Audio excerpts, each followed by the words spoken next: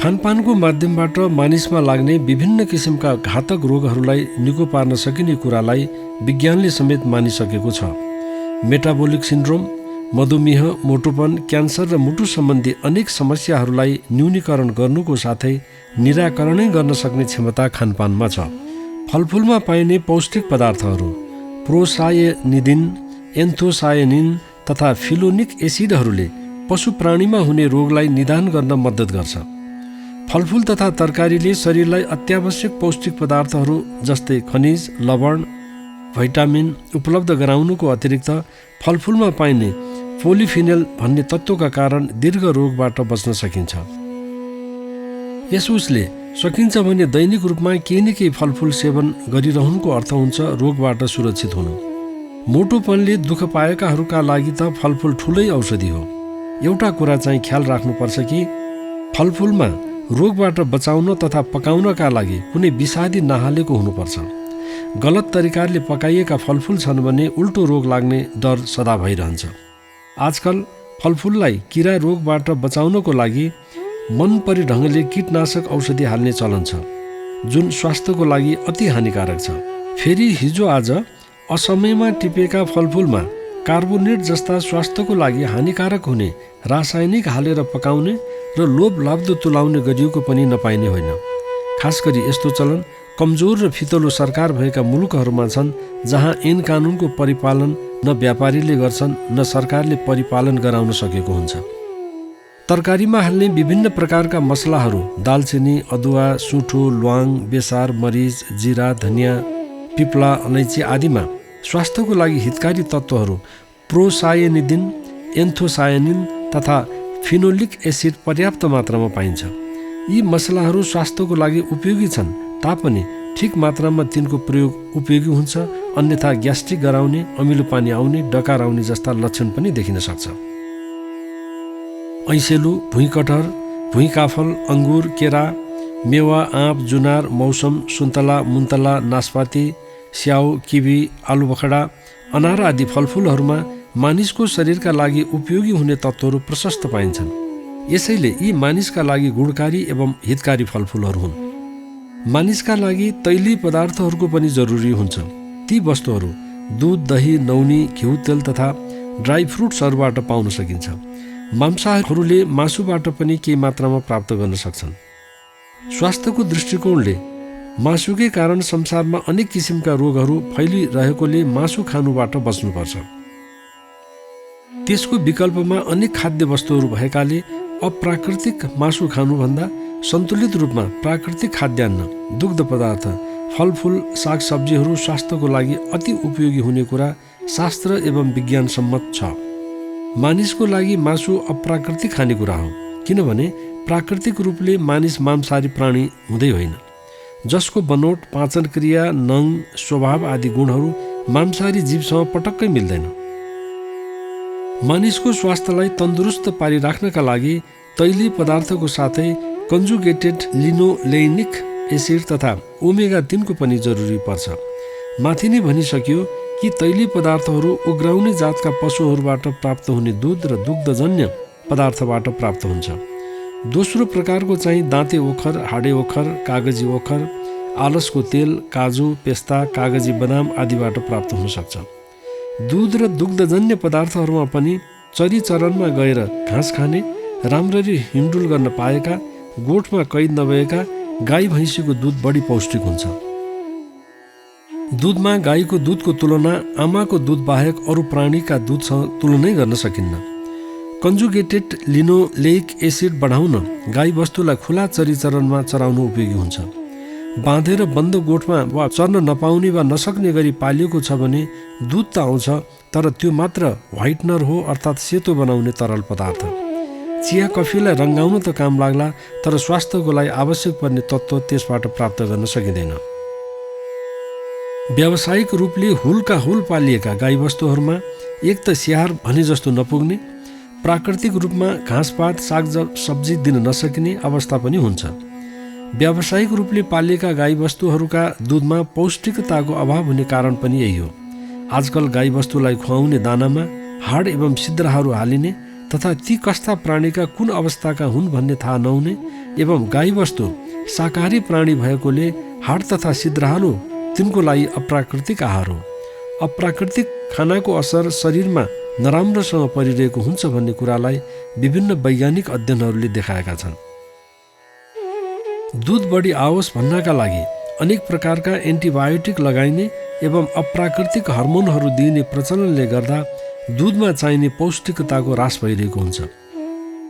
कन्जुगेटेड linoleic acid एक प्रकारको चिल्लो पदार्थ भएको हुनाले दुधबाट सिधै नौनी निकाल्दा सो पनि नौनीसँगै जाने हुनाले नौनी निकालेको दुधमा त्यसको अभाव स्वतः सिद्ध छ। स्वास्थ्यको लागि दुध पिउने हो भने नौनी ननिकालेको दुध स्वार्थवर्धक हुन्छ भने कसैलाई प्रोटिनको मात्रा कम गर्नुपर्ने अवस्था चाहिँ नौनी झुकेको दुध उपयुक्त हुन्छ।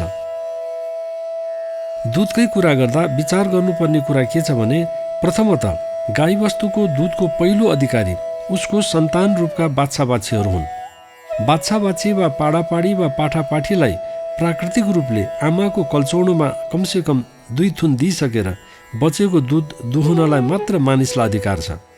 बाछा-बाछीले पगारेर कुनै हर्मोनको प्रयोग नगरी प्राप्त दुध मात्र मानिसको लागि उपयुक्त आहार हुन सक्छ, अन्यथा त्यो स्वास्थ्यको लागि प्रतिकूल हुन सक्छ। यस दृष्टिकोणले आजसम्म वैज्ञानिकहरूको ध्यान पुग्न सकेको छैन, तर यो अनुसन्धानको विषय बन्नु जरुरी छ। पिटेर, खुट्टा बाँधेर, हार्मोन वा अन्य किसिमका एन्टिबायोटिक दिएर निकालिएको दुध खानुबाट बस्नु राम्रो हुन्छ।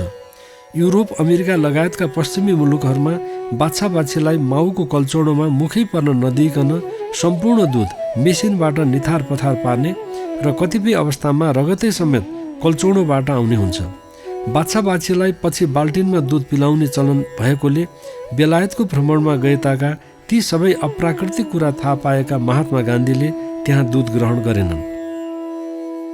विश्वव्यापी रूपमा भेगन अभियान, शाकाहारी अभियानमा लाग्नेहरूले पनि दुधको न्युमा दुध दिने प्राणीलाई अनेक प्रकारको शास्ति दिने वा व्यापारको लागि जे पनि गर्न सक्ने हुनाले पशु प्राणीहरूमा क्रूरता नबढोस् भनेर दुध र दुग्धजन्य कुनै पदार्थको पनि सेवन गर्दैनन्, ग्रहण गर्दैनन्। नेपाल, भारत लगायत केही अन्य मुलुकहरूका कहीँ गाउँघरमा बाछी वा पाडी पायो भने त्यसलाई राम्ररी हुर्कन दिने, नत्र आम्दानी घट्छ भनेर नुन बढी खुवाएर हुन्छ कि मुखमा झुम्रो कोचिदिएर हुन्छ, बहर वा पाडोलाई अकालमा क्रूरतापूर्वक मृत्युवरण गराउन बाध्य पार्छन्। यसो गर्नु पाप कर्मलाई जानी जानी निम्ताउनु हो। यो मानवताको लागि सुहाउने कुरा कदापि होइन। यसरी प्राप्त गरिएको दुध पनि प्राकृतिक दुध होइन। यसले शरीरलाई फाइदा गर्दै गर्दैन। नेपालका हिन्दू धर्मावलम्बीहरूमा बाछा-बाछी विहीन गाईको दुध धार्मिक कार्यहरूमा चढाउनु पनि शास्त्रले निषेध गरेको छ। यसको उद्देश्य हो गाई वस्तुले माया स्नेह पाउन् र त्यसप्रति क्रूरता नअपनाउन् भन्ने हो। पानी मानिसको लागि सर्वौषधि भनिदिए हुन्छ। जसले पानी बिहानदेखि बेलुकासम्म समय समयमा सजग भई पिउँछ त्यस्तो व्यक्तिसँग रोग पनि डराउँछ। जसले पानी दिनको 2-4 लिटर पिउँछ त्यस्तो व्यक्तिलाई चुरोट, रक्सी, खैनी, पान पराको लत लाग्दैन। यदि छ भने पनि पानीको मात्रा बढाएर त्यस्ता कुलतबाट बच्न सकिन्छ। मानिसको शरीरमा करिब पानीको मात्रा 70-80% हुन्छ। पानी पिएमा नै पिसाबको निकास राम्ररी हुने, कब्जियत नहुने, रक्त प्रवाह राम्ररी हुन गई अङ्ग प्रत्यङ्ग आफ्नो काममा व्यस्त रहन गई किडनी, मुटु आदिलाई चाहिने तरल पदार्थको मात्रा सन्तुलित हुन पुग्छ। शरीरलाई अनावश्यक बाहिरी वस्तुहरू पसिना, पिसाब र दिशाको माध्यमबाट बाहिर निष्कासित हुने हुन्। पानीले तिनलाई निष्कासित गर्न सघाउ पुर्याउँछ। यसैले पानी मानिसको लागि मात्रै नभई हरेक प्राणीको लागि जीवनदायिनी छ। सफा, सुग्घर, रासायनिक पदार्थ, फलाम, आर्सेनिक नमिसिएको स्वच्छ पानी स्वास्थ्यको लागि उपयोगी हुन्छ। मानिसको जीवनमा खानपानको अत्यधिक महत्त्व छ। सात्विक प्रकारको खाना खायौँ भने मन, वचन, कर्म पनि त्यस्तै किसिमले सात्विक बन्छ। राजसिक खाना जहाँ अमिलो, पिरो, नुनिलो, चिल्लो, अर्काको प्राण हरेर बनाएको खाना खाइयो भने जीवन पनि त्यस्तै किसिमले खाऊँ, पियौँ, मोज गरौँ भन्ने प्रकारले ढलिँदै जान्छ। अन्तत्वगत्वा त्यस्तो चिज बिना भान्सामा पस्न पनि मन नलाग्ने हुन्छ। तामसी आहार, रक्सी, बियर आदिको के कुरा गर्नु। यसले छँदा खाँदाको सज्जन देखिने, एकछिन अघिसम्म भलाद्मी सधैँ देखिएको मानिसलाई बौलाहा र बेकममा तुलाइदिन्छ। घरमा कचिङ्गल, साथीभाइ, नातागोता, इष्टमित्र बीच फाटो र झगडा गराउने मात्र होइन, अनेकौँ रोगको कारक तत्त्व भएको मद्यपानले हिजो आज संसारलाई नै ग्रस्त तुलाइसक्यो। यसका उत्पादकहरू आँखा चिम्लेर यसको प्रचार प्रसारमा व्यस्त छन् भने संसारभरका सरकारहरूको राजस्व सङ्कलनको सजिलो उपाय भएकोले यसको नकारात्मक पक्षले स्थान पाउन सकेको छैन। उल्टो विश्वका राष्ट्र प्रमुख हुन् कि सरकार प्रमुख वा अन्तर्राष्ट्रिय भोजभतेर, जहाँ पनि यसको प्रवेश निषेध नभएकोले यसबाट हुने खराब पक्षलाई सुन्न कोही तयार नभए जस्तो लाग्छ। अरूले भन्नुभन्दा पनि आफूलाई कुन बाटोमा धकिलिरहेको हुन्छ त्यसलाई हेरेर यसको लतबाट बच्नु बुद्धिमानी हुन्छ। यसका लग्गुहरू अनेक प्रकारका रोग व्याधिबाट ग्रस्त छन्। यसको नकारात्मक पक्षलाई सम्झिने हो र आफूले पिउने पानीको मात्रा बढाउने हो भने यसको कुलतबाट मुक्त हुन सकिन्छ। मनमा दृढ शक्ति ल्याएर आजको दिनदेखि म पिउँदिनँ भन्ने हो र त्यसलाई कार्यरूपमा व्यवहारमा ल्याउने हो भने आफूले बसाएको बानीलाई छोड्न गाह्रो पर्दैन। सुरुमा गाह्रो जरुर हुन्छ, तर सजिलो पनि त्यत्तिकै छ दृढ निश्चय व्यक्तिहरूका लागि। मानिसको जीवन अमूल्य छ। जन्मेको सफल तुल्याउने हो भने के खान हुन्छ, के खान हुन्न, के गर्न हुन्छ, के गर्न हुन्न, कहाँ जानुहुन्छ, कहाँ जानुहुन्न आदि विषयलाई गम्भीरतापूर्वक लिएर राम्रो सफल मात्र होइन कि असल बन्ने, उदाहरण स्थापित गर्ने र आदर्श व्यक्ति बन्ने अवस्थालाई गुमाउनुहुन्न। हरेक मानिसमा दैवी गुण र आसुरी गुण छ। अहिले जताततै आसुरी गुणहरूको बढोत्तरी हुँदैछ। प्रत्येक व्यक्तिमा भएको दैवी गुणलाई उजागर गर्ने हो, सात्विक स्वभावलाई अँगाल्ने हो र असल जीवनयापन गर्ने मार्गमा प्रवृत्त हुने हो भने जीवनमा शान्ति, समृद्धि, समुन्नति यसरी वर्षन थाल्छ कि त्यसको अनुभव स्वयं यस मार्गमा लागेपछि स्वतः देख्न र प्राप्त गर्न सकिन्छ।